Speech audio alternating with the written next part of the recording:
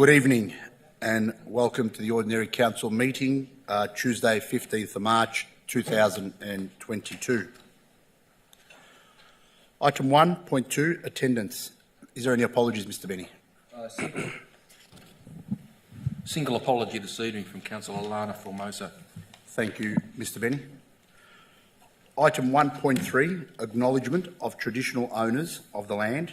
Council acknowledges the traditional owners and custodians of this land, the Bunurong people, and pay our respects to their elders past, present and emerging, while also recognising their deep and continuing connections to climate, culture and country. We also pay our respects to all Aboriginal and Torres Strait Islander peoples and their elders and acknowledge their journey.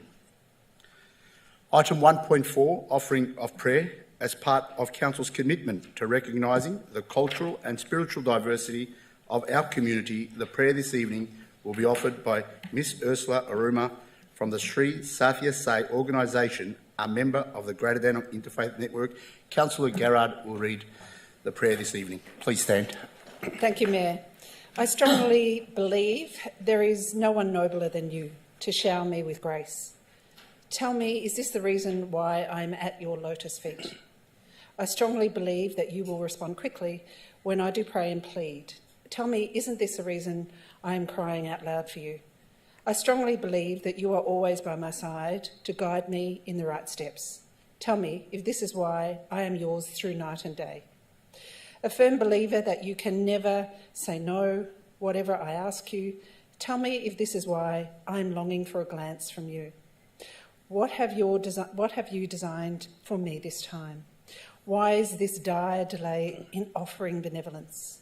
For however long you make me wait and wait, I will not leave. I will stand still until your eyes, full of love, turn towards me. Amen. Thank you, Councillor Garrett. Item 1.5, confirmation of minutes of previous meeting of Council held on the 28th of February 2022. Moved by Councillor Long. Second by Councillor Tan. Are there any questions? Is there any opposition? If there is no opposition, I declare the motion carried. Item 1.6, disclosures of interest. Mr Benny? No disclosures received, Mr Mayor. Thank you, Mr Benny. 2. Officers' reports, Part 1, 2.1, documents for sealing, 2.1.1, documents for sealing. Moved by Deputy Mayor Foster, second by Councillor Trung. Are there any questions? There's no question, Mayor. Just want to say congratulations to Jodie McNeil, Community Services, for 10 years of service to the City of Great Dandenong. Congratulations. Thank you, Councillor Tan. Is there any opposition? If there is no opposition, I declare the motion carried. 2.2, documents for tabling. 2.2.1, petitions and joint letters. Updated version. Moved by Councillor Trong, second by Deputy Mayor Foster. Are there any questions? Is there any opposition? If there is no opposition, I declare the motion carried. 2.3, statutory planning applications. 2.3.1, town planning application number 5, Bennett Street, Dandenong. Planning application number PLA 21/0100. Moved by Councillor Dark. Second by Councillor Tan. Are there any questions?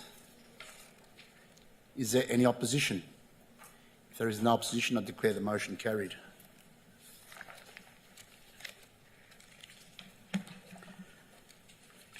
Item 3, question time public. Mr Benny.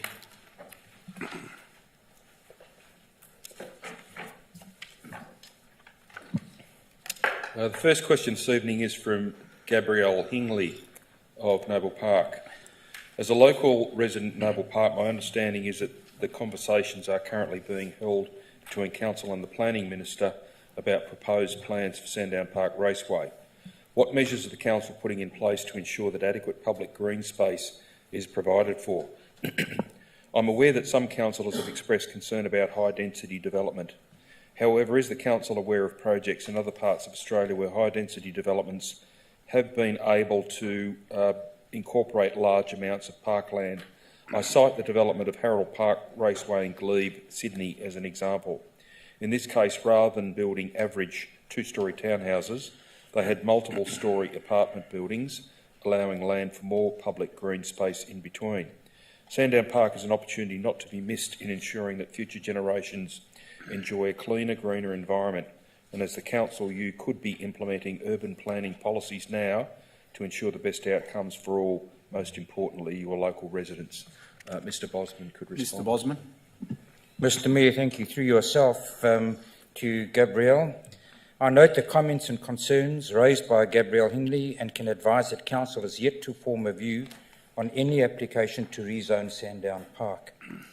In terms of the statutory process, the first step is for Council to request the Minister for Planning to give authorisation to exhibit the proposed rezoning and give the community and other stakeholders the opportunity to make submissions on it to Council. That might or might not result in the applicant making changes to the proposed rezoning. It is only at that stage officers will assess the proposal, followed by report with a recommendation to Council on whether or not to proceed with the rezoning. Only at that second stage will councillors consider and decide on the merits of the proposed rezoning. The Council has yet to request the Minister for Planning to authorise exhibiting the proposed rezoning, with a report on that matter expected in the near future. Thank you, Mr Mayor. Thank you, Mr Bosman. Mr Benny. The next question is from Valerie Raperti of Dandenong North. Thanks for my answer relating to the Capital Alliance project proposed to develop the Little India area. A, is there any update on when in March the consultation will occur? And B, I find, however, that state government consultations are poorly advertised. As a partner with the state government for any revitalising central Dandenong initiatives, can the consultations be cross-promoted on the council website, social media and at the Dandenong Library and Customer Service Centres? Mr Van Boxtel could respond. Mr Van Boxtel. Through you, Mayor. Thank you, Valerie, for your questions. Capital Alliance has scheduled community information sessions online for Thursday the 17th of March, and face-to-face there's 2 sessions that are scheduled on Wednesday the 23rd of March. These details are outlined in the Dandenong Journal today, and also last week there was an advertisement from Capital Alliance with details on the sessions, and also their website, which is now live, which contains information on the master plan, and it also includes pathways for the community to respond and provide feedback. In respect to council cross-promoting these, we've also updated our website today to provide a link on our landing page and also on our RCD website update page to provide a link through the Capital Alliance on those information sessions. And we'll be looking at what opportunities we can use through social media to also promote that in the coming days. Thank you, Mayor. Thank you, Mr Van Boxtel. Mr Benny. Next question is from Charlie Mastrogiovanni of Dandenong. For those Greater Dandenong residents who can't attend the Hemming Street Precinct Forum this Thursday, will there be minutes publicly available of the forum, access to any PowerPoint presentations given, and if not, why not? This is a key issue of concern for ordinary residents, so openness and transparency is vital. Mr Fiddler could respond. Mr Fiddler. Thank you, Mr Mayor. Thank you, Charlie, for your question. Mr Mayor, if okay with you, I'll stay seated. The forum's outcome will be captured in a comprehensive facilitators report providing a summary of the activities, and feedback and information from the workshop will be published on Council's website. Thank you, Mr Mayor. Thank you, Mr Fiddler. Mr Benny. Next question is from Sylvia Mastrogiovanni of Dandenong. For those Greater Dandenong residents who can't attend this Thursday's Hemming Street Precinct Forum, what other consultation opportunities will be available, and if there won't be, why not? There are residents who have moved into the area only recently who are affected by these matters, as well as residents who missed the original consultations as they were not aware of them. Again, Mr Fiddler. Mr Fiddler. Thank you, Mr Mayor. Thank you, Sylvia, for your question. A planned series of community safety events and workshops are scheduled to commence shortly after the forum to allow Hemming Street Precinct residents, new and old, traders and other interested stakeholders further opportunity for consultation and input. This is not the first consultation that we've been running on this project. Details of the planned activities will be published on Council's website and through other sources, and these will be scheduled at various times during the day, but also outside of business hours to allow options for people who work or need support to attend, a range of options to participate. Thank you, Mr Mayor. Thank you, Mr Fiddler. Mr Benny. The final question this evening is from Earl Misso of Dandenong. Why has it taken over 2 years to have some action in relation to name badges for the staff that come into contact with ratepayers? In response, I can advise Mr Misso, who just happens to be in the gallery, that my understanding is that the Mayor recently wrote to Mr Misso and outlined and addressed a number of concerns that Mr Misso had presented. And for the benefit of those in the gallery who've heard the question and the thrust of the question, the advice was that we have a council policy that all customer-facing staff should wear name tags at all times, and it seemed evident that that was not being applied in all cases. So we have had a crackdown on name badges, and staff have been reminded that they should be wearing them in public-facing contexts. We've also had, of more recent times, I guess, a situation where council has had to engage casual staff to act as COVID safety marshals at the entrance to council's premises. Some of those casuals have worked for one day, some of them have worked for longer periods of time, and I expect that the issue of name tags has been possibly forgotten. A lot has happened in the last 2 years, including keeping our staff safe, the public safe. We've been open again, we've been closed again. So the issue of name tags, I think, has probably been something that has been forgotten, but should not have been forgotten. And if there has been any oversight in the requirement for staff to wear name tags, I apologise. Thank you, Mr Mayor. Thank you, Mr Benny. All the questions? Yep.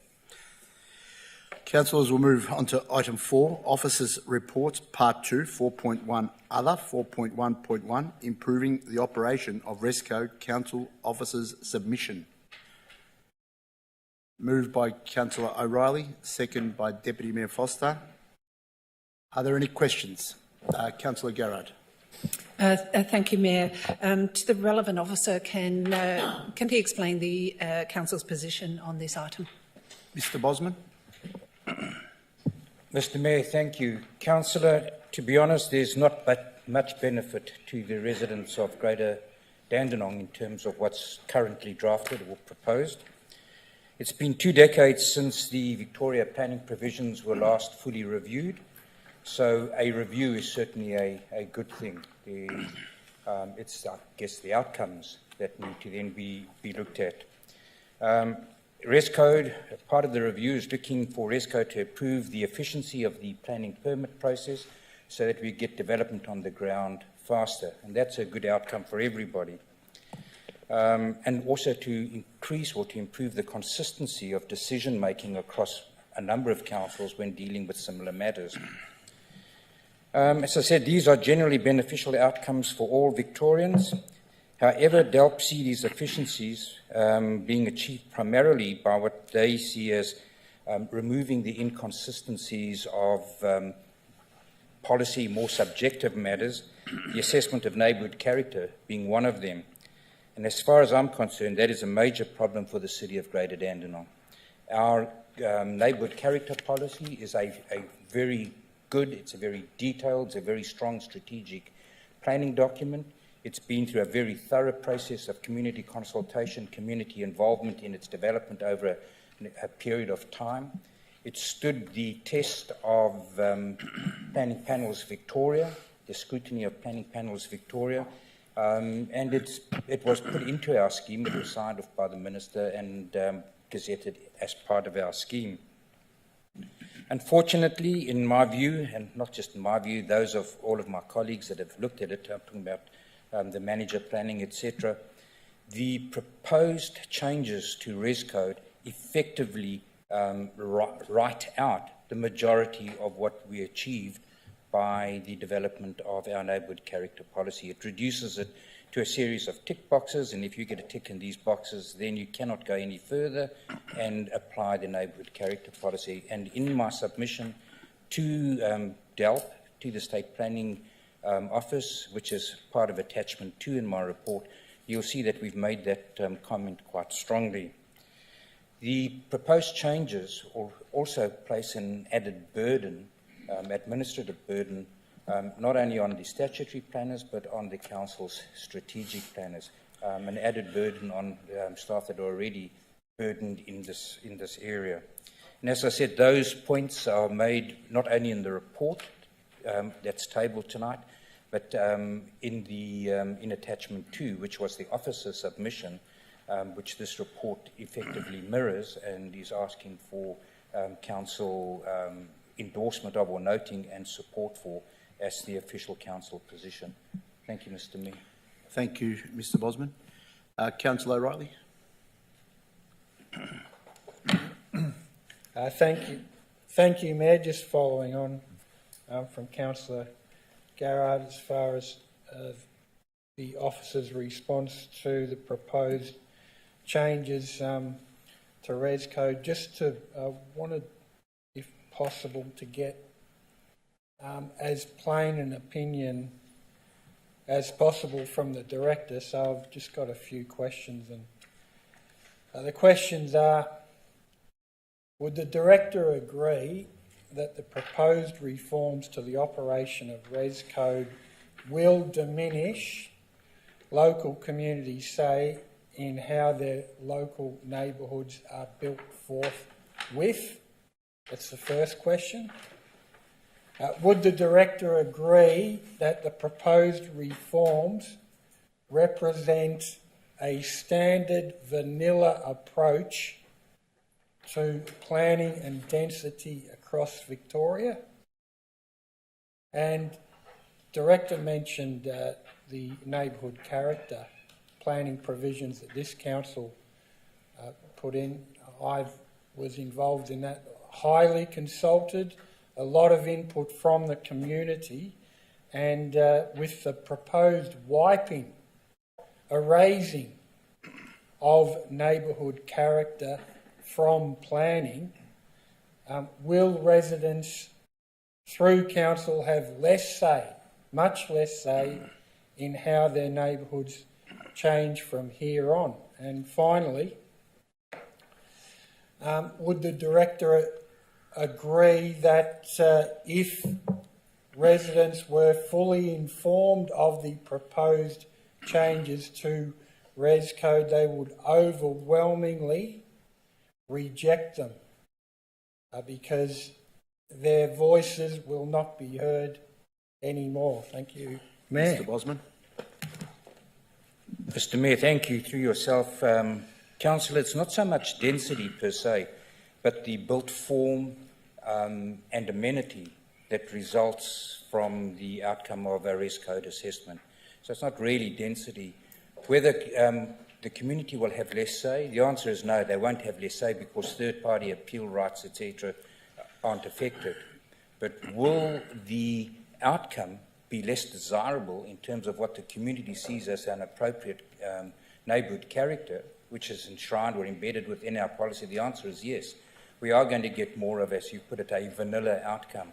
We are going to get more of a cookie-cutter response because everybody will just be going through the tick boxes. At the end of the day, we add up the tick boxes and you'll get a development, and it'll be like a little song. It says little boxes, little boxes.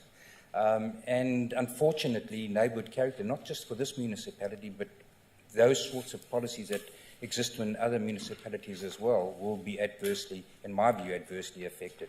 Yes, it will speed up the planning process, but at what price? There will still be third-party rights, but I don't believe it's in the best interest of built form, amenity, and neighbourhood character if this gets through as it is drafted at the moment, the Minister's office. Thank you, Mr. Mayor. Thank you, Mr Bosman. Any further questions? Yes, Councillor Dart. Thank you, Mayor. My question to the Director of Planning and Amenity. I know there's been a lot of correspondence and a lot of talk within media and social media about the fact that when DELP had initially gone out for consultation, that there was, with some councils, deeds of confidentiality on certain components that were covered. During the conversation between Dandenong Council officers and DELP, was there any deed of confidentiality or any confidentiality provisions which DELP officers put on council officers? Mr Bosman. Mr. Mayor, through yourself, Councillor Dark, no, this was a separate matter. I think what you're referring to are probably state government projects or initiatives where there's infrastructure or capital investment. That's probably where that comes from. But this is not a confidentiality matter. This is something that they're consulting with, I would say, fairly openly, and hopefully will be open to the responses that we give them. We're not bound by confidentiality. Thank you, Mr. Bosman. Councillor Dark. Thank you, Mayor. Mayor, just a supplementary question to that. So with regards to DELP and the current conversations, from what I can see, there's not a whole lot of clarity as to what DELP's next position is regarding the next stage of consultation once councils provide their feedback. Do we have any indication of where this might be leading? My concern that I've got within, and reading through the information I've got before me, is I've been provided with a copy of the executive summary, but I find that the officer's submission, which went in a couple of months ago, is quite weak given the concerns that this council has had in the past regarding the extreme amount of development we have. A prime example is the townhouses on Cheltenham Road, which was using state res code in planning. And reading it through, I find that we raise some consultation issues regarding PAM and regarding other issues as well, but I feel as though the submission is very light on for the effect that this can potentially have on our municipality. Is there, I suppose, any indication of what other consultation we may have going further forward? Mr. Bosman. Mr. Mayor, thank you through yourself. Councillor Dark, we've responded to those aspects within res code that the state government is looking at amending. It's not a fully expansive set of changes. It's just those we've obviously responded to those that are relevant to the changes that they are making. I don't agree that it's a weak response. I think our response is quite unequivocal that one of the strongest platforms within our planning scheme is the neighbourhood character policy, and we've made that abundantly clear both in the report and in the officer's submission to DELP. We've also asked DELP to come back to us and provide us with further information. And you'll see that's the last page, I think it's the last paragraph or penultimate paragraph of the letter, the officer submission in January of this year that we put in there. We've asked them to come back to us with further information, and that information to date has not yet been provided. The consultation process will be an ongoing consultation process. We'll try and keep them, I'm going to say, honest to providing that information as part of the process that is currently on foot. And I can only then report back in due course as to the responses that we receive. But this is not anything more than what we're able to respond to at this stage. And I think we've made our view quite firmly in that regard. Thank you, Mr. Mayor. Thank you, Mr. Bosman. Councillor Dark. Thank you, Mayor. Mayor, to the Director for you, Mayor, the question that I've got, I suppose, where my biggest concerns are is on the final page. It states under further information, how will PAM relate to other sections of the planning scheme with a question mark? How will VicSmart be impacted by the proposed changes? What is the future intention for local policies? Are they being removed altogether? Will the policy change? And how will the reshuffling work? My concern is that if this is all that then gets sent through to them, is potentially then if DELP then form a submission based upon the feedback's been provided there to do with the state res code and depending what other councils say as well, is that we may then potentially be staring down the barrel of a shotgun depending on how those questions are being interpreted. And I do think it's critical that DELP does come back with some sort of response sooner rather than later. Certainly I think this is better than nothing, and I'm not imposing it, but I just think that we definitely need to get some level of clarification, because one thing that DELP is very good at is doing things by stealth without having any conversation, and we're familiar with the same thing that just happened with the Sex Work Act in allowing brothels in residential amenities, that I think there needs to be a proper conversation sought from DELP, or a briefing provided, if not to the directors but to council as well, expressing the concerns to do a state res code. Mr. Bosman. Thank you, Mr. Mayor. I think what you've expressed is our very own concerns and lack of information, which is why we've asked for the further information. And we shall certainly be going back, and especially with this report, if this report then goes through tonight, if it's resolved to endorse the recommendation, we will then be following up with DELP, as I say, trying to keep them honest to the request that we've put in for further information. A lot of the questions we have are those questions. What does this mean? Is this just the thin edge of the wedge? You know, what else is there below the surface? What other impacts is it going to have on the planning scheme and the and the planning process and the planning outcome, the built forms for this city, and generally the application and administration of the planning scheme. Thank you, Mr. Mayor. Thank you, Mr. Bosman. Is there any further questions? Is there any opposition? If there is no opposition, I declare the motion carried.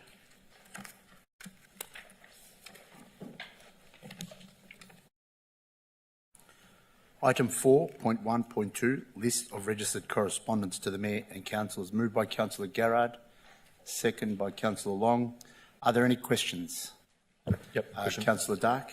Thank you, Mayor. Just with the second item on the list of correspondence is some correspondence I've had from a constituent of mine regarding some trees being planted between the Chemist Warehouse in Keysborough and their estate where they reside at the back. I know it's been a long-standing issue with the gum trees, but if we could please just have an officer follow up on where that's at to as well, because the resident has certainly been expressing concern to me of late as well, given that there was strong winds coming in over the weekend, that a branch was almost going to fall and get them. So if we could please just have a contact with them. Mr Van Boxtel. Through you, Mr Mayor. Thank you, Councillor Dark. Yes, we'll follow that up. I think there's been an inspection of the trees in line with our normal protocols, and the trees were deemed to be adequately pruned, but I understand the resident is requesting some of the lower branches to be removed, so we'll undertake a further inspection and be in contact with the resident. Thank you, Councillor Dark. Thank you, Mr Van Boxtel. Are there any questions? Is there any opposition? If there is no opposition, I declare the motion carried. Item 6, reports from councillors, delegated members and councillor questions. Councillor Trung. Mayor, because last week we tried to thank you, Mr. Mayor. Sorry.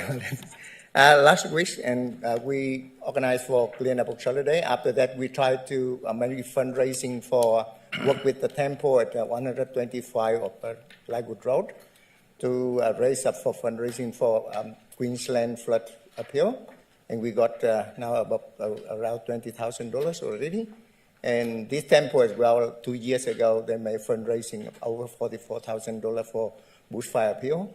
And we tried to looking for, an office or store of the Red Cross in Dandenong, but so far one of them closed. We tried to ask the Red Cross provider to close the office and to come to hand up the money to them, and for Queensland flood, appeal. Thank you. Well done. Congratulations. Okay. Great effort. Thank you, Councillor Trung. Councillor O'Reilly.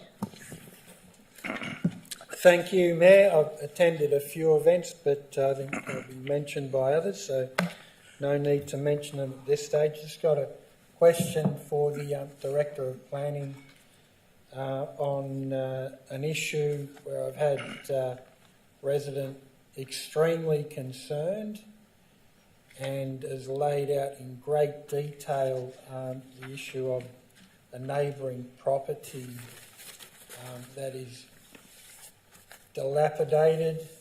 Externally, you can see that it's run down, doesn't appear to have been occupied for some time, and now allegedly is occupied by squatters and drug users.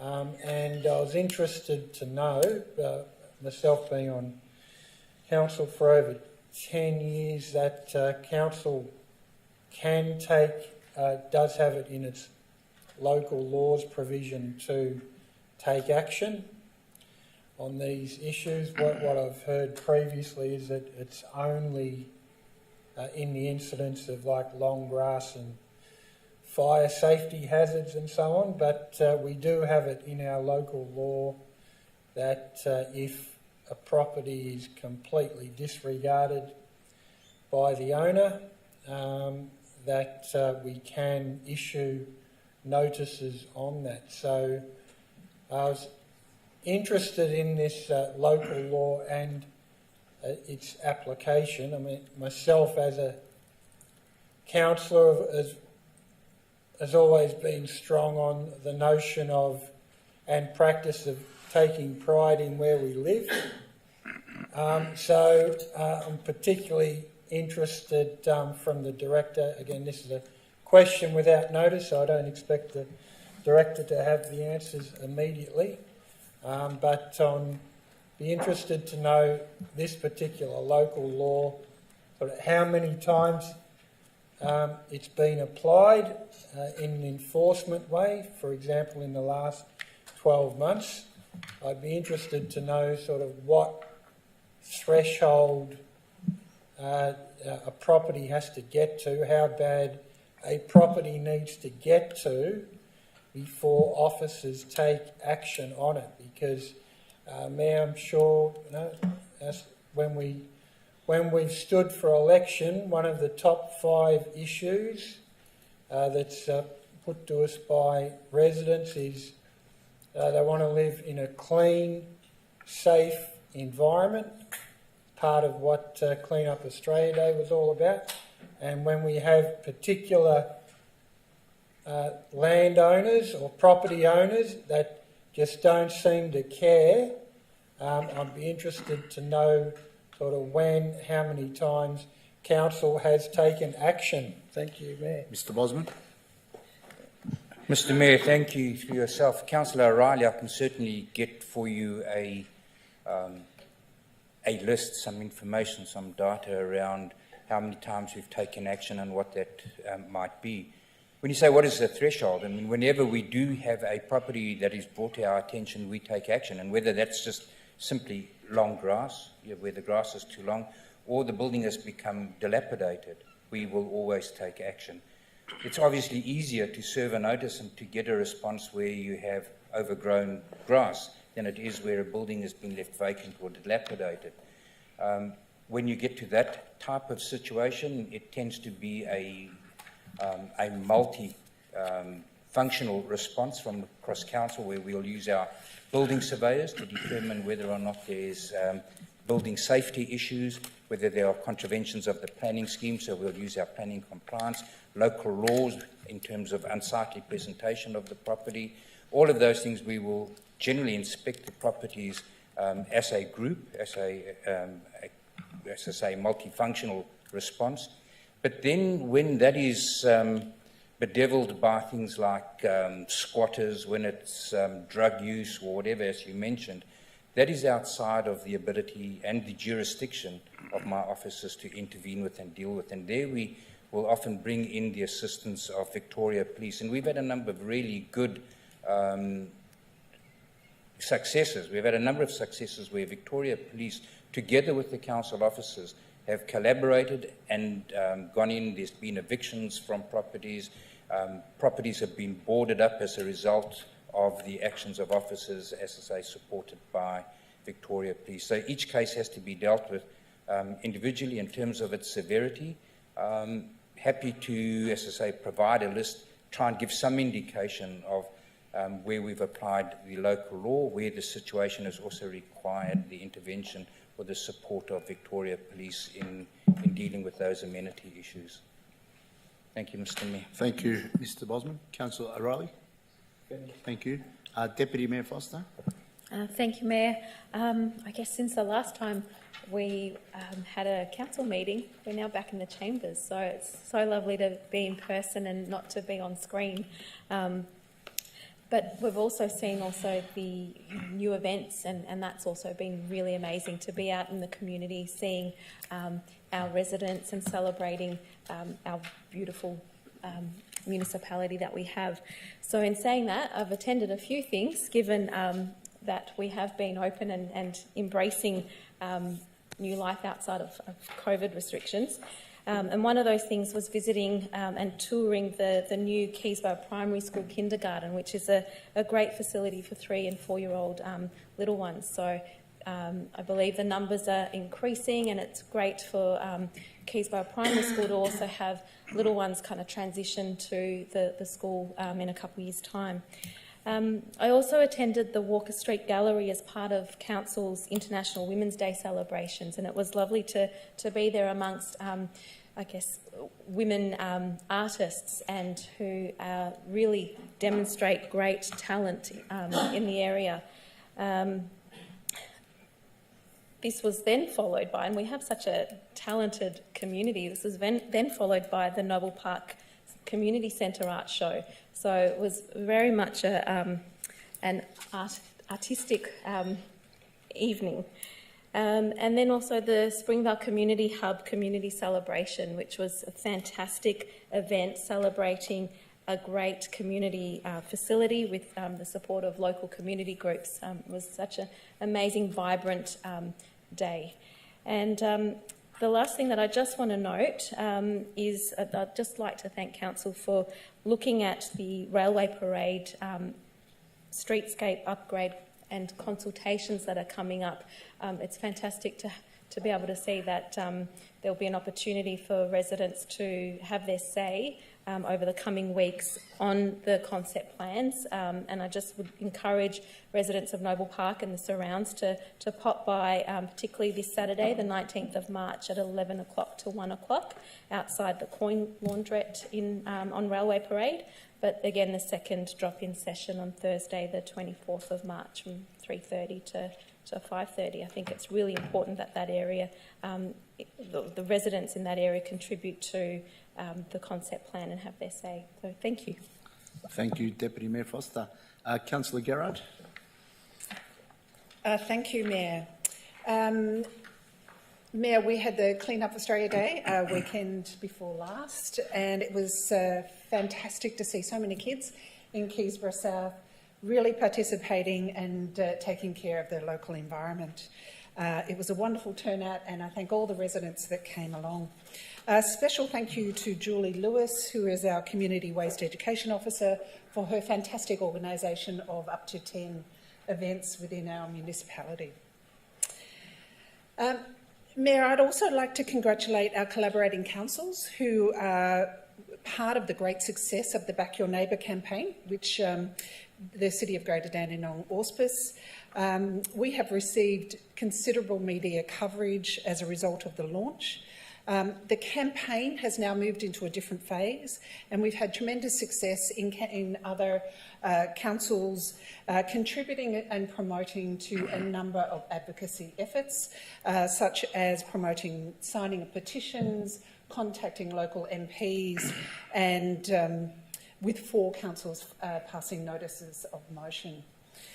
Whilst it's very pleasing that 9 people were released from the Park Hotel over the past week, it's really important to remember they have been released without any supports, and that what the Back Your Neighbour campaign is really pushing for is adequate support for refugees and asylum seekers who currently have no income since the removal of the SRSS funding. So, with many of them still waiting up to 10 years to have their claims processed, which is why in a couple of weeks the Mayor, myself and a delegation of mayors will be attending Canberra and talking to as many politicians that will open the door to us and advocating for support in the lead up to the budget. I'd also like to thank the Keysborough Mosque for their warm welcome in the Open Mosque Day on Sunday. It was a very well-attended event, and it was great to see the community taking up the offer of coming into the mosques and learning about what happens inside the mosque. Mayor, I'd like to ask my questions now. As we watch with great concern the unprecedented but predicted floods of Queensland and New South Wales, it was startling to observe that the community were largely left to their own devices during the worst of the flooding. Whilst the state government is responsible for emergency services, the council is responsible for the safety of our residents. We know that in the City of Greater Dandenong, we're particularly vulnerable to floods, extreme storm events and extreme heat. So my question is, in the case of a severe climate event, where do the residents in the City of Greater Dandenong go to be safe? And the second part of that question is, how would we be alerted that it was time to evacuate? Mr Fiddler. Thank you, Mr Mayor. Thank you, Councillor. The current Greater Dandenong Municipal Emergency Management Plan details the response arrangements for any emergency, including a local flood, storm or heat event. This plan also includes details on the establishment of emergency relief centres in the unlikely event that it's needed, and we have several of those planned through the municipality. We don't actually make those public of where they are until there is an emergency, and they are activated by the relevant authorities, because we don't want residents going to the wrong place or to a place that could be dangerous. If a major flood was predicted, a flood watch or flood warning is issued by the Bureau of Meteorology to let the community know about it. It is then broadcast over many media channels, including the Vic Emergency Warning System. And many of you would have received text messages from this system in the past when there are storm events. Council has an excellent emergency management team and excellent information on how people can prepare for an emergency. It's at our website, www.emergencyprepare.com.au, and we also have a lot of information on the council website. Thank you, Mr Mayor. Thank you, Mr Fiddler. Councillor Garrard. Just a follow-up question, sorry. I didn't hear the response. Does the council send out the text? Who sends the text, and would every resident in the municipality receive a text? It's not from council, it's from the authorities through the emergency management plan group that would gather very quickly to determine when that gets sent. So we have seen it in the past, those messages get sent very quickly when there is a heat event or a storm event. Those systems are in place. Thank you, Mr Fiddler. Councillor Garrard. Thank you, Mayor. My next question is, Greater Dandenong has joined with 9 other councils in the Living Links Waterway collaboration designed to protect and enhance Dandenong Creek catchment. The waterway collaboration is now led by Melbourne Water. There has been significant revegetation by Living Links of the proposed site for a cemetery. Have our concerns with the biodiversity and water management impact of the proposed cemetery been raised by the City of Greater Dandenong via the Living Links Collaboration Committee? And if so, what has that been? What response have we received? And part B of that question is, have we written separately to the mayors, councillors and CEOs of each of the other 9 councils expressing our concerns with the proposal, seeking their support? Mr Bosman. Thank you, Mr Mayor. Through yourself to Councillor Garrett. Councillor, maybe I'll deal with the second part of your question first. That is as to writing to the mayors, councillors and CEOs of other councils. Officers are not in a position to engage with them on those communications. We have a specific role in that, and maybe this is something in terms of that communication with the other mayors, etc., that you might separately discuss with Councillor Mameti. But as to the other aspects, a working group of council's officers have recently engaged with the Cemeteries Trust in an inception meeting, at which the various issues and topics to be addressed as part of the assessment by officers was discussed. Further meetings with the Cemeteries Trust specialists will now follow on from that once the detailed information is received. Management of the proposed rezoning of the land in question is being done under the authority of DELP, the State Planning Office, and from a statutory point of view, this council's role in the rezoning will be limited to making a stakeholder submission on it to DELP. And I think that's one of the problems, is that we're not in charge of the actual rezoning process. We are a stakeholder that's been consulted.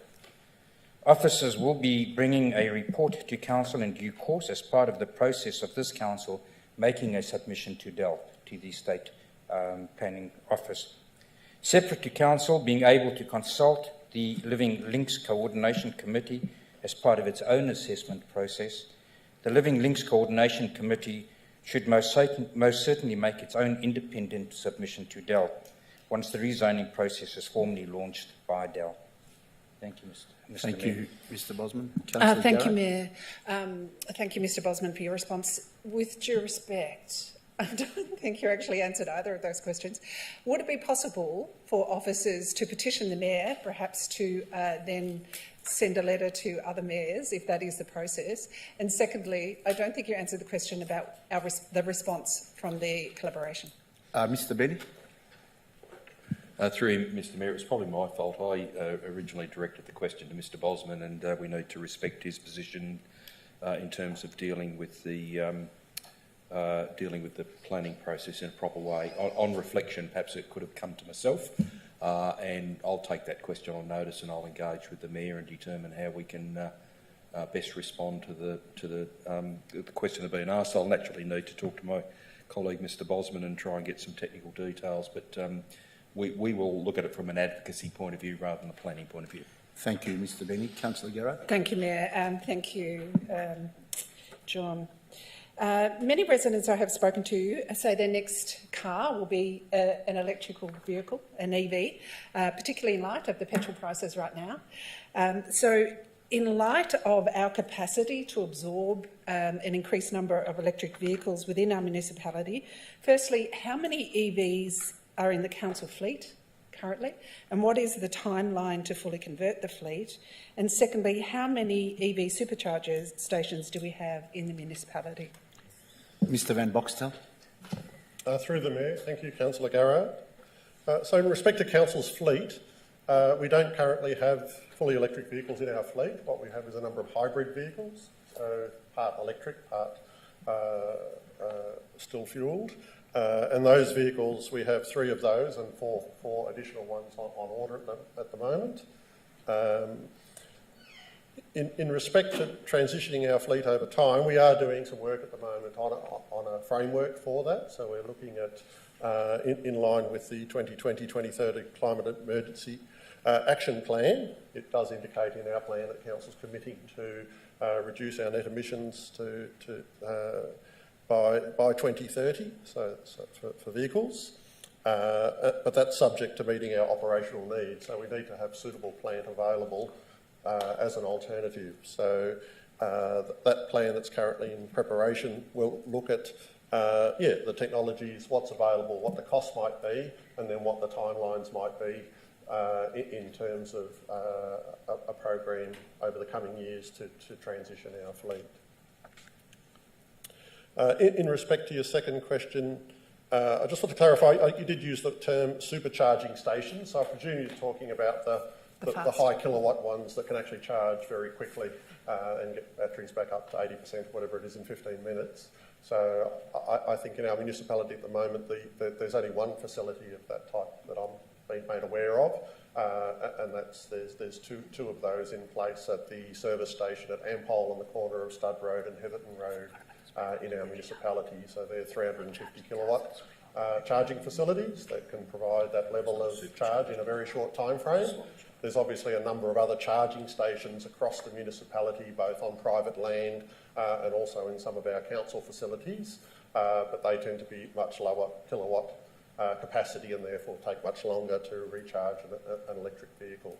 But we expect as supply increases, demand will increase, and we'll see more of those facilities in our municipality and neighbouring municipalities in the future. Thank you, Mr Van Boxtel. Councillor Garrard. Thank you, Mayor. Could I, a follow-up question, could I ask that we have more detail around the timeline of converting the fleet, as we are committed to moving to a net zero within the council? Can we have more clarity about the time? Again, no clarity from your answer about the timeline and your action plan around converting the fleet and moving to a net zero. And on the other point, only 2 charging stations for the whole of Dandenong. A question without notice, can we also have information on what the plan is to start putting EVs in, given that there is actually Dandenong has the highest uptake of electrical vehicles in the whole of Victoria. I'm not sure many people know that, but there is. So it seems like the community is moving ahead of us. Could we have firm timelines and clear action plans around what our plans are to put in more superchargers or fast chargers? And my last part of that question is, are we applying a gender lens when we are placing the EVs, supercharging station, making sure they're in public places that are well lit? I won't ask for you to respond. If we could have that information in writing, that would be really pleasing. Mr Van Boxtel. Thank you, Councillor Garrard. We'll get a response in writing to those questions. Thank you, Mr Van Boxtel. Councillor Garrard. Thank you, Mayor. My next question is, there's some concern relating to the MAPSAC action plan. Will the plan be completed by the end of the financial year, and are enough council resources supporting the plan development? Mr Fiddler. Thank you, Mayor. Thank you, Councillor, for the question. The Advisory Committee has been provided with regular updates on progress made against actions in the current plan, and with the current plan is due to expire on the 30th of June this year. These updates are available in the draft minutes tabled at council meetings, and any outstanding actions will be discussed at a meeting of interested members of the Multicultural and People Seeking Asylum Advisory Committee and council officers, which is scheduled for the 23rd of March, which is also a meeting to discuss options for future action plans. At this stage, I'm not advised of the need for any additional resources. Thank you, Mayor. Thank you, Mr Fiddler. Councillor Garrett. Thank you, Mayor. My last question is, when will the HomeCo development safety additions, what is the timeline on those being put into the HomeCo development? Do we have information on this? Mr Bosman. Mr Mayor, thank you. Councillor, I assume you are referring to the pedestrian crossing, and those are currently in discussion, in fact, both with the residential developer and with HomeCo. In fact, as it was last week, we had the traffic engineers together with my manager, planning and compliance out there. There is a redesign that's required in terms of line markings, etc. But it's in hand. It's currently in hand at the moment, and I hope to be able to report back to you fairly soon that who is doing what in terms of the design that our engineers will finalise and provide to both parties. That will be implemented fairly soon. Thank you, Mr. Mayor. Thank you, Mr Bosman. Sorry, just a supplementary question, Mayor. Just the removal of the light, do we have any information on that, and the closing off of the first street within the development? Mr Bosman. Mr Mayor, the developer of the residential complex has arranged with the utility company for the moving of the pole. They haven't given us a date. They said they will move it, but we don't have a date at which that will happen. And in terms of the constraining of pedestrian movement between the first parallel road and onto the access, that north-south access, that has already happened. Thank you, Mr Bosman. Thank you, Councillor Garrett, thank you. Councillor Long. Thank you. These are some of the events I've attended since my last formal meeting. The 5th of March, I attended the basketball game between Southside Flyers and UC Capitals. Capitals won 106-64. On the 6th of March, along with the Dandenong Lions Club, I helped pick up rubbish in the Faulkner Park, Dandenong, for Clean Up Australia Day.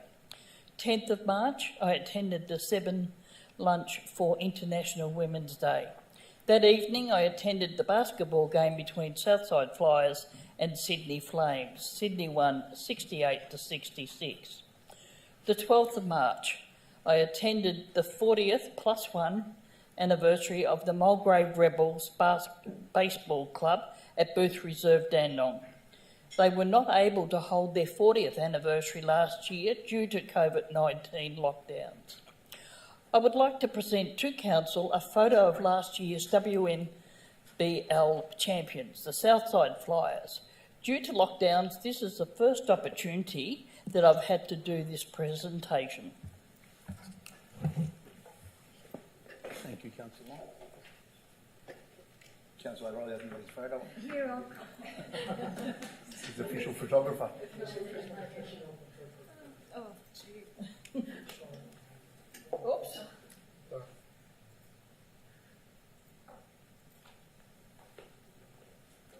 Okay, 1, 2. You looking at Great. me too? Thank you, Councillor Long. Thank you. Do you want me to take that? Yeah, if you could, yeah. That's it for me, Mr. Thank Mayor. you, Councillor Long. Councillor Lim. Thank you, Mayor. I'd like to inform everyone about the last fortnight. I attended a few events. On Wednesday, the 2nd of March, I had a Zoom meeting with CEO and staff of Habitators of Victoria. The whole point is the CEO want me to commit for a long term to provide health seminar regarding to liver health. And I said to him that I commit as long as I can. I promised him that. And the idea, he said that because very successful, and also the community, especially Cambodian community in our city, and plus nationally and internationally, they really appreciate that health seminar. And we received an award a couple of months ago as well about Liver Health Award. We call Liver Wealth Award. Yeah. On Thursday, the 3rd of March, I had another Zoom meeting with Victorian Local Government Association. There's a few programs actually, and we had a few councillors from different parts of Victoria, and all of them come from different backgrounds.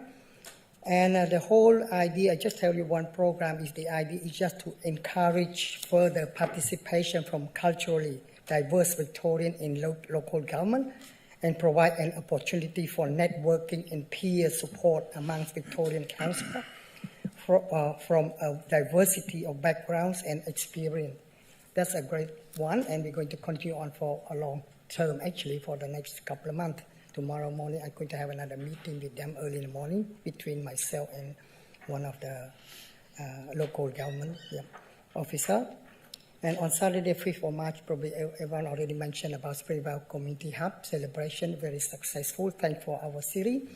And I would like to thank on behalf of what we call Cambodian dancing group, Prachan Pingbong. They're very fortunate to be part of it. They're really thankful for our city to give them a chance to be part of.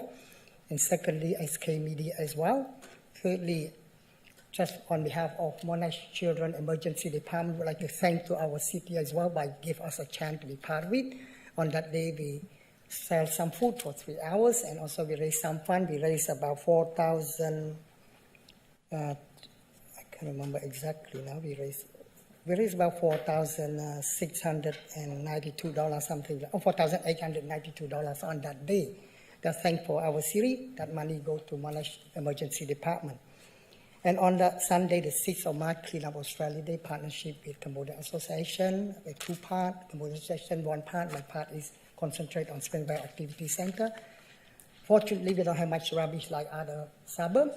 And secondly, we clean up around Springvale, Springvale Road, Springvale Right Primary School, and we're going to finish up Springvale Community Hub.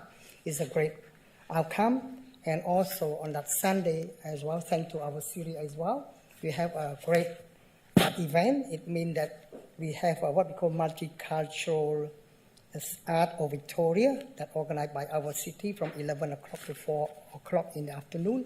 Very good turnout and very lovely event, and I had a good discussion with the manager and the staff as well, that they come to join the dancing and Polynesian dancing, Indian, blah, blah, blah. It's a good, everyone got a good feedback and told me that's good. The council should organize more, and therefore I'm going to hustling Martin Fiedler more from now on. I need more. And the next one, on the Thursday, the 10th of March, I had a long discussion with Claire O'Neill as well, to ask her support for our city, and especially Springvale Activity Centre. I had about 2 hours discuss with her. She said she's going to support us. She's going to provide some fund if she wins the next election. The election coming up very soon. And last Friday, I had a pleasure to join with Mr. Lee Tamalas, MP of Southeastern Region, to attend the Springvale Italian Senior Citizen Club.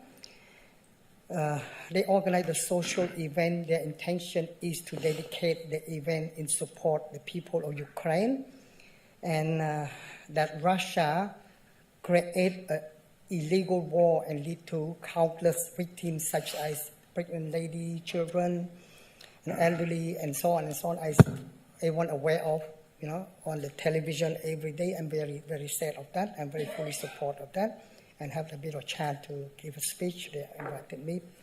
And also in that day, Mrs.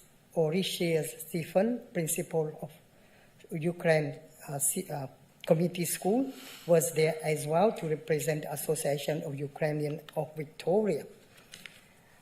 To me, I don't have much question because I already sent all the questions to the director and the relevant officer. They gave me a very good answer, and also a very quick and prompt response as well. And this afternoon. I would like to thank Martin and Kevin Van Boxtel as well, and to give me a quick response of my question. And this afternoon, thank to Mr. Joby Osman and Mayor Jim Mamati, and also Mr. John Bailey as well, to give me some answer about some idea that I want to improve Springvale, how I'm going to go about how to generate more income, and great advice. And hopefully in the near future we're going to get together, and plus we're going to invite all the business owners in Springvale to come together for dinner, and we're going to invite Mr. Jody Osman and his staff, and also Mayor, and plus other council officers to attend, just to give some idea what the Springvale residents want, what our vision. Thanks for that. That's all. Thank you, Councillor Lim. Councillor Tan. Thank you, Mr. Mayor. Firstly, I would like to send my condolences to Alf Goldberg families. He passed away 3 days ago. Alf has been a long-term dedicated member for the Noah Park ISL for a long time, and he passed away over 90 years old. So it's really sad news a couple of days ago, and I couldn't attend the funeral, so it's just the deepest sympathy to Alf. Some of my events I attended to the last 2 weeks. Firstly, on the 3rd of March, I attended the Keysborough Primary School kindergarten. It is a lovely 3 million portable building. As you know, it's built by the Victorian Department of Education. Also got this building is actually for 3 to 4 years old kinder. They also have a community hub meeting room as well, 2 meeting hubs, and the maternal care health room as well. That's been contributed by our council, $50,000 for that. So which is a great, location for the kindergartens around Keysborough area, which is close to the primary school. On the 5th of March, I attended to the Springvale Community Hub. Community celebration with the mayor and a few councillors were there. So it marked the remarkable milestones of the celebration, the new community hub, which is the Civic Heart in Springvale. The new community heart of Springvale is also it's a beautiful purpose-built facility and designed to celebrate our heritage and community. It was a successful day event. The weather was, cloudy, but a lot of people turned up, so which is great. On the 6th of March, which is Clean Up Australia Day, I know everyone participated. Myself also involved with the Cambodian Association of Victoria, so I've got around 26 volunteers. Down to Noble Park Activity Centre, so clean up along the centre and also along small streets as well. So I just want to say thank you to the Cambodian Association of Victoria, their executive members, volunteers, also students as well. So we've got, as Councillor Lim mentioned, there's a lot of people, I think over about 70 people at least, combined with the Kamal Bang, Springvale branch, and Councillor Lim, Pharmacy Lim as well, which is a great turnout. My question for today, I know that you've been heard like in social media or newspaper, controversial topic at the moment regarding to development in Noble Park. So through you, Mr. Mayor, I just want to ask the relevant officer regarding to the development on the 54 Buckley Street, Noble Park. Do you have any update on this application at all? Thanks. Mr. Bosman. Mr. Mayor, through yourself, Councillor Tan, I'll get an update. I'll take the question on notice. I'll get an update. I'll respond to you and copy all councillors in. Thank you, Mr. Bosman. Councillor Tan. Thank you, that's all. Thank you, Councillor Tan. Councillor Milkovich. Thank you, Mayor. I'll keep it brief tonight. I could just get a quick update from the council officers regarding Pedestrian Park boardwalk. One of the boardwalks has been fenced off, structural damage as early as August, September last year. The residents now asking me it's going to get fixed, repaired, put back into action. Where all the people get together with the kids and feed the ducks and whatnot in the lakes and the Mr. Van Boxtel. Yeah, through the Mayor. Thank you, Councillor Milkovich. That's the pier on the lake at Tajwin Park, which has been in a state of disrepair. We are delayed in undertaking repairs to that structure. We had hoped to do that late last year, but due to COVID restrictions, that wasn't possible. And then more recently, our sort of efforts have been directed at some of the storm issues that we've been dealing with. But the officers are in the process at the moment of seeking a contractor to undertake that work. They do need some specialised equipment because the structure's in water and it's too complicated to drain the actual lake itself. But our current program is that we expect to have that work fully repaired by the end of the financial year, by late June this year. Thank you. Thank you, Mr Van Boxtel. Councillor Milkovich. Thank you, Mr Boxtel. I've had a couple of residents asking me questions regarding trees on council land, slash parks, where they're great big countries, where they shed a lot of leaves into their gutters and whatnot. Is there any kind of program with the council that can possibly help? And a lot of these residents are older, like the elderly residents, they can't really climb the roof per se, clean the gutters, but it does cause a bit of damage. They all flow each side and down to the roof. Is there any kind of program, if there's anything that the council can do to help these people out? Mr Van Boxtel and Mr Fiddler could help as well. All right, through the Mayor, thank you, Councillor Milkovic, again. We do obviously undertake annual inspections of our trees through an arborist, and we do trimming and pruning to manage those in an appropriate manner. But where residents experience issues with leaf litter in their gutters, I understand there is a program that we can provide contacts in the community with that can address that particular issue. I don't have the details, but that's something I can follow up further with you and get back to you if you can let me know the particular locations that the residents are concerned about. Thank you. Do you want to add to that second? Yeah, thank you, Mayor. The Community Care Department as well has a home maintenance department.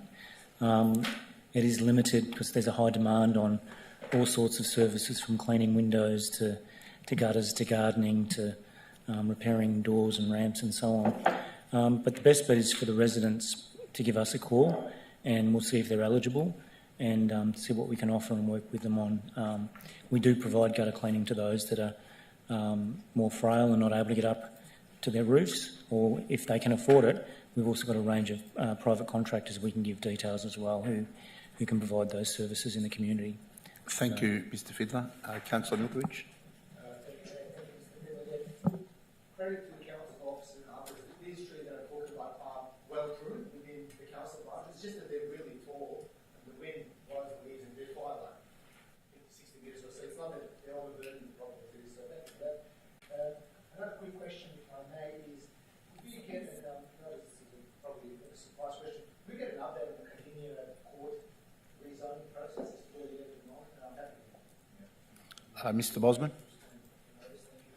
Mr Mayor, thank you through yourself. Councillor Milkovich, certainly, as with the question from Councillor Tan, I'll take that on notice. I'll get an update as to where that rezoning is, come back to you and copy all councillors in.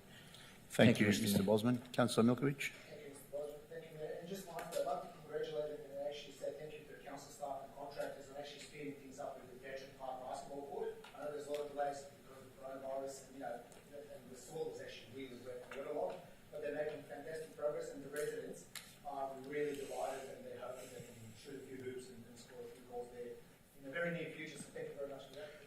Great outcome, Councillor Milkovich. We probably can play a one-on-one.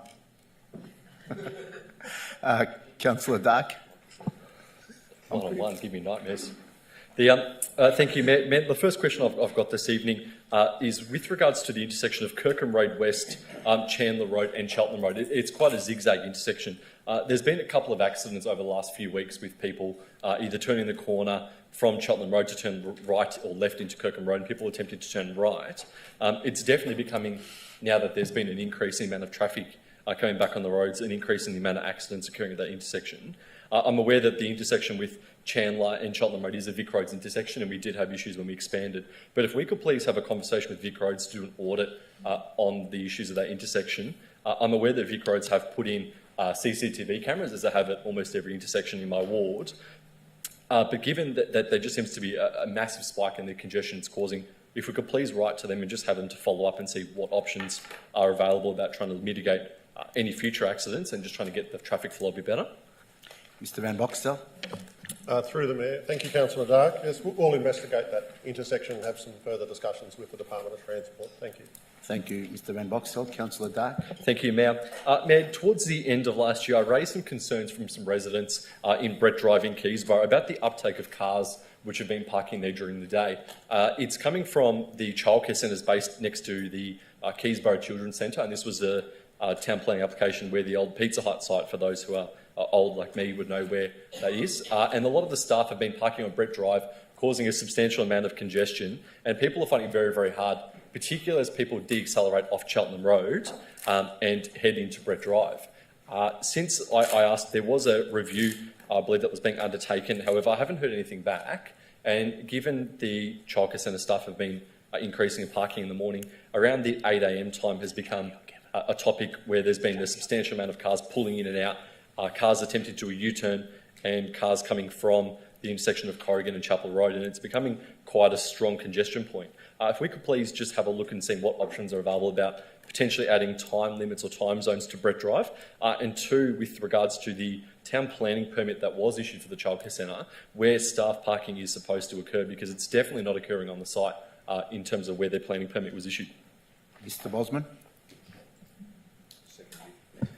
Mr Mayor, thank you for yourself, Councillor Dark. Next. The matter in respect of the review of the traffic engineering side and whether there's any requirement for further signage, restrictions, etc. I'll follow that with Mr Van Boxtel, and we'll get back to you on that. With regard to your planning-related question, where are the staff supposed to park? I'll have a look at that from the point of view of approved plans and see whether or not the parking is being provided in accordance with those plans. So I'll get back to you with that separately, and I'll leave then Mr Van Boxtel to deal with the traffic engineering side. Thank you, Mr Mayor. Mr Van Boxtel, you'll look after that? Yeah, thank you. Through the Mayor. Thank you, Councillor Dark. We'll get back to you on the road safety issues and the appropriateness of the need for parking restrictions. Thank you, Mr Van Boxtel. Councillor Dark. Thank you, Mayor. Just on that question as well, while I was talking to that the resident lives on Brett Drive, they did mention about the 4-0 Court Reserve that backs behind the Keysborough Children's Centre.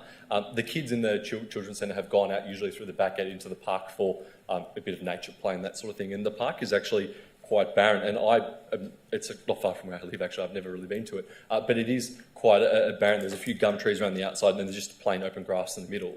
Is there an option of being able to potentially put some sort of new plantings in or something to make the area look a bit nicer than just a plot of grass with a couple of gum trees on it? I'm just aware that since the uptake on it, there has been a lot more people using local parks, and this is one that has just sort of been left as a bit of an outlier. Mr Van Boxtel. Through the Mayor. Thank you, Councillor Dark. We'll have our Parks team investigate the opportunity for additional tree planting in that park. Thank you. Thank you, Mr Van Boxtel. Councillor Dark. Thank you, Mayor. Whilst I'm on the warpath about safety, I'm having a lot of calls about residents who live off Northgate Drive in Springvale South in Gwent Street that runs off that as well, heading towards the Darren Road Kinder. I've raised this multiple times over the last couple of years, and there's still nothing that's occurring with it with regards to any action in terms of any traffic calming measures or any sort of even just temporary signage telling people to slow down. It's becoming a lot of a bigger issue now that kids are back at school. A lot of parents have been racing down Northgate Drive, heading up towards Patterson Road or heading up Anleon Way as well, and there's been a lot of traffic and the cars are flying up there. Whilst I was there with a person who's involved in the Noel Park RSL, a car went past, well and truly I'd say probably close to 80 k's an hour, flying up to get towards Patterson Road. And it had been raised by a lot of people, particularly given the turnover of homes in the Springvale South area there. A lot of the older generation leaving and a lot of younger families are coming in. And the issue of the uptake, if we could please either write whether we have to see what options are available about some sort of mechanism, whether it's temporary signage in the short term or just a raised or platform like we have in Bundina, just to mitigate the amount of cars speeding 80 k's an hour. I really think this has become a real priority now, particularly given that we've now got a new kindergarten there as well. Mr Van Boxtel. Through to the Mayor. Thank you, Councillor Dark, for that inquiry. We'll have a look at that street in terms of the speeding concerns that you've raised. We do have a program for speed mitigation works that we fund through the capital program, depending on the priorities with other locations in the municipality, but so it might not be something that we can immediately address. but there might be things we can do in terms of signage to assist the issues that you've raised. And yeah, we can potentially collect some data on speeding, and we may be able to liaise with Victoria Police as well and get them involved in a particular location. So thank you, Councillor Dark. Thank you, Mr Van Boxtel. Councillor Dark. Thank you, Mayor. Yeah, a supplementary on that. I believe, because I've certainly raised Anley and Northgate several times, and I think at one stage there was some measure using the box with the lines across the road, but I'm not sure where that data ever eventuated and where Northgate and Anley actually are on the metric of I suppose, prioritisation of what needs to be done first. But certainly given the uptake of vehicles travelling down, I think it certainly could do with being reprioritised or an evaluation. Mr Van Boxtel.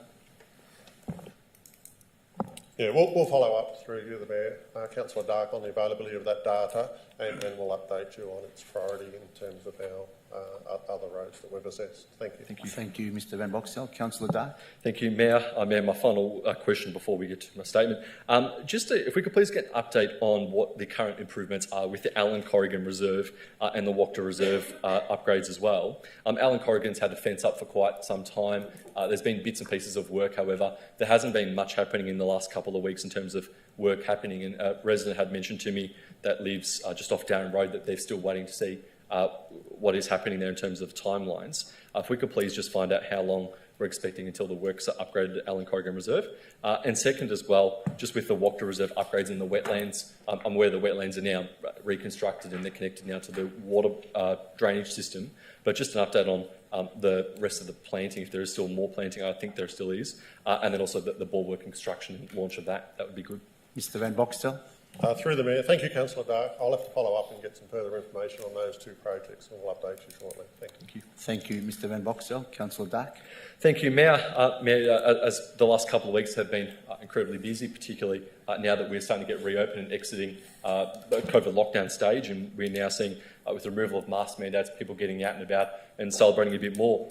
I had the fortunate opportunity, actually, of catching up with Lone No, who is the proprietor of O'Brien Pharmacy in Springvale South, and since the redistribution, I take in a substantial part of Springvale South, including what's south of Patterson Road down to Darren Road. And it was interesting, something that I actually was not aware, I don't attend the doctor very often, but we've now moved to a PBS system where you can actually receive your prescriptions via text. And then from that, subsequently, they can now be sent, and Councillor Long nods, I'm shocked, and technology is catching up. And from that, subsequently, that can then be sent to the pharmacy.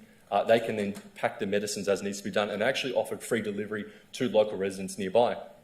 Talking to Lone and the work that's been undertaken, they've got a lot of staff who speak different nationalities and have specifically targeted those people who in the area who are disadvantaged and who may not have access to motor vehicles and that sort of thing as well.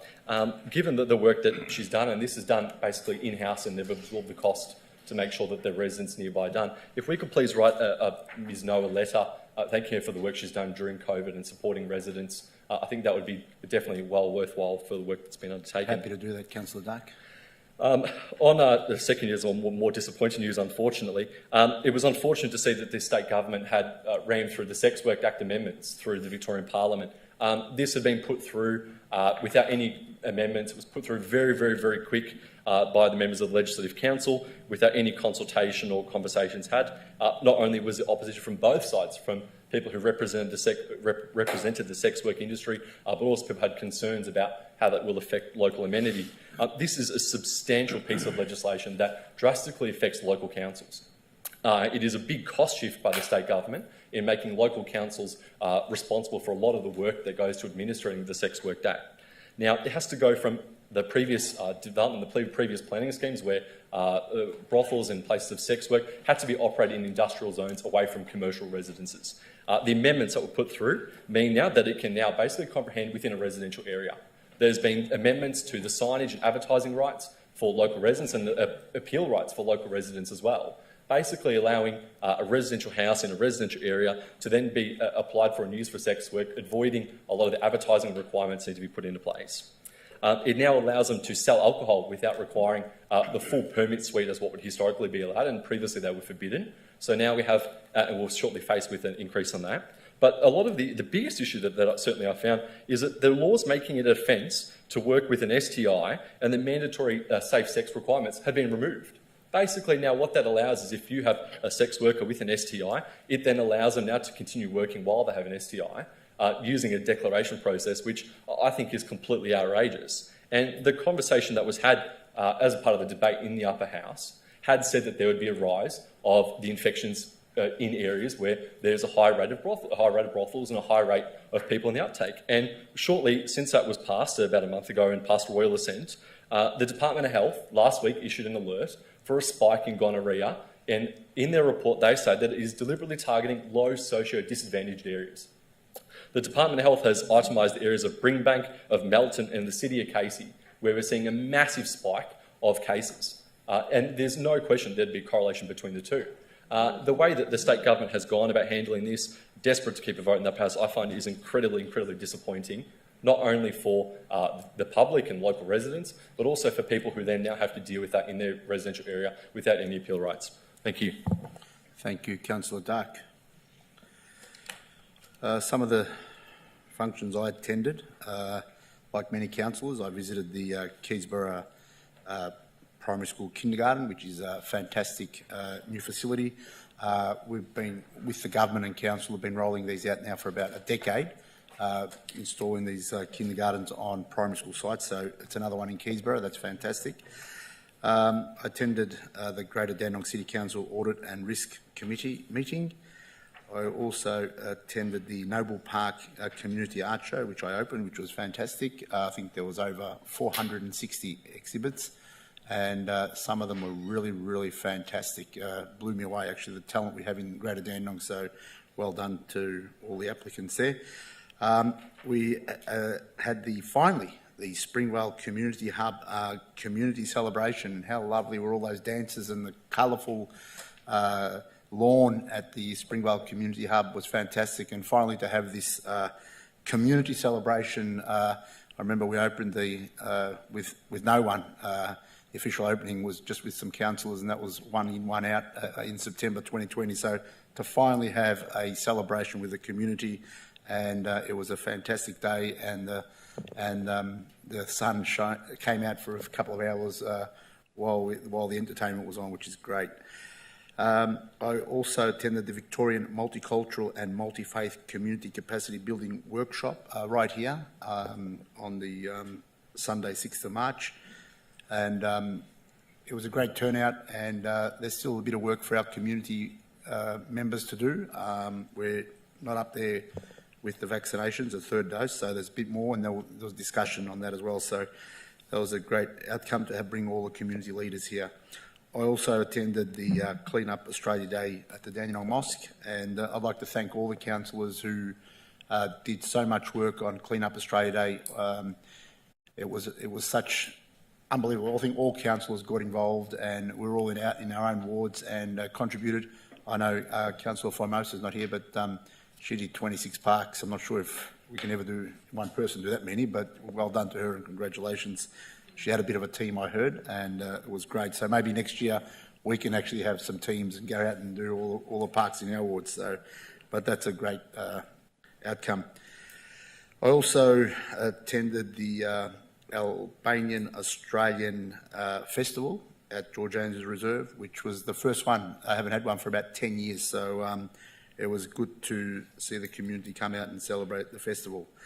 I also attended the International Women's Day celebration to honour the fight of women and girls in Afghanistan. That was hosted at Monash University. To see the videos and stories of what's happening in Afghanistan now and to women and girls is really, really bad. And the world needs to do more, I guess. It was touching to hear some of those stories, and I thank the Monash University for holding that. I also attended the SEBN Women in Business, together with the Dandenong Chamber of Commerce, present International Women's Day celebration at the Drum Theatre, which was great to get and mix around with. I think I was the only man. I think there was one other man actually, so there was all women, and Councillor Long was there with me. So it was good to talk to these women and a lot of business women there, and it's great to see that they're thriving. There's so many strong women within our community, and it was great to catch up with them as well. I also attended or had a visit to the Consul General of India, Mr. Raj Kumar, and I talked to him about activities that are happening in the city of Greater Dandenong with the Indian community, and there's plenty happening. There's the Holi Festival just around the corner and other events, so it was good to catch up with the Consul General. And sadly, the passing of Alf Goldberg, he was one of the first people to congratulate me when I was first elected on council in 2005. Alf was a guy that knew everything about Dandenong, and he would always have something to say, and it was his son actually called me and told me the sad news, and yeah, so we'll all miss Alf Goldberg, who was a great person and a great advocate for his community, so yeah, we miss him. That's all from me. Mr. Benny, you've got to table some responses that were taken at the last council meeting. Yes, Mr. Mayor, there were 16 councillor questions taken on notice of the last meeting. They've all been answered and are tabled this evening.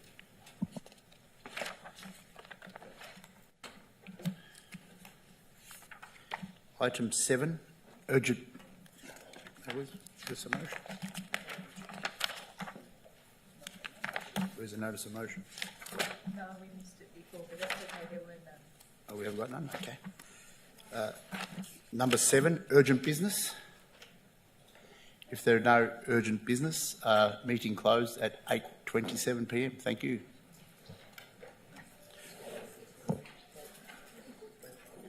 No, that's... Would I